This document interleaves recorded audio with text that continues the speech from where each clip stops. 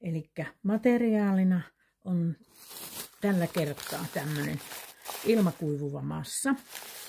Työvälineenä akrylikaulin, erilaisia muotteja, lasiastia. Eli massalevystä on leikattu lintumuotilla lintuja. On tehty valmiiksi ripustusreijät. Sen jälkeen annetaan näiden massojen kuivua kunnolla.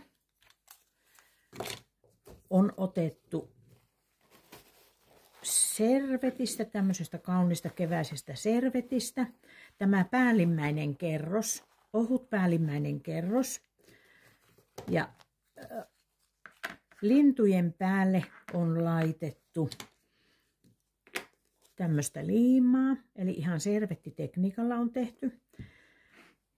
Eli laitetaan liima tuohon pintaan, laitetaan servetistä haluttu kohta, painellaan varovasti kiinni, annetaan kuivua, molemmin puolin laitetaan ja sen jälkeen lopuksi käännellään nämä reunat liiman kanssa ja tämmöisiä ihania lintuja niistä on tullut. Ja nämä on tarkoitus pääsiäispöytään laittaa maljakko, jossa on pajun oksia ja koivun oksia ja tuosta sitten silkkinauhalla ripustella näitä lintuja siihen asetelmaan.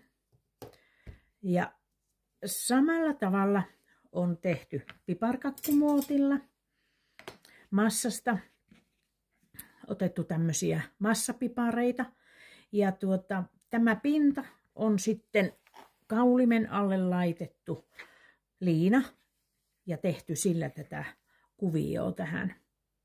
Tähän voisi tehdä silläkin tavalla, että jättää kokonaan tuon pinnan kuvioimatta tuolla liinalla, laittaa tähän liiman ja esimerkiksi tästä servetistä samalla tavalla kuin noihin lintuihin tuon pinnan. Ja jos haluaa siitä veen kestävän, niin siihen voisi laittaa sitten lakan päälle, niin tulispa kivoja vaikka lasin alusia. Samalla tavalla on sitten sydänmuotilla tehty erilaisia koristeita. Sinne myös laitettu johonkin servettiä. Ja lasiastiasta. Astian päällynen on päällystetty elmukelmulla. Ja sen jälkeen tähän on sitten tämä massalevy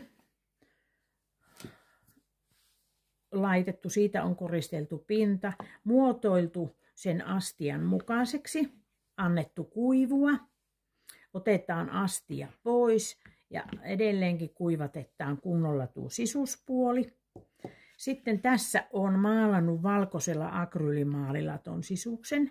Ja mulla on tarkoitus tuohon laittaa tuosta toisesta servetistä tuommoinen ruusun kuva tuolla liimalla kiinni.